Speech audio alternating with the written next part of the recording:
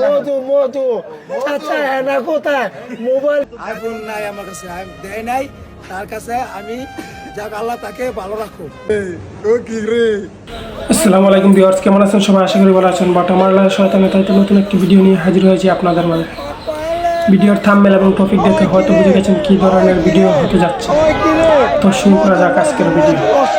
মধু ভাইয়ের মধু খেয়ে মাতাল হইলাম দেশ, এখন দেখবো কতটুকু বোকা হইল সারা বাংলাদেশ।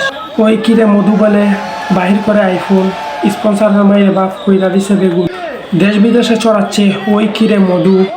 সারা দেশ শিখছে এখন মৌমাছি চাকে যাহা তাহা, ইহা আসল মধু নয়। আসল মধু খেতে হলে তরমুজ কিনে খেতে হয়। আর একবার ফায়ার সার্ভিস খবর দিতে বলে কেটে যখন সাদা দেখে শরমে অষ্টহাসি মারে।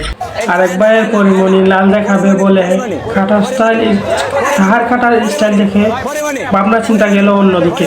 ভাইয়ের কথার মাঝে আছে অনেক রহস্য, তার চেয়ে আরো লাল টাকা দিয়ে কি বলো পাবো।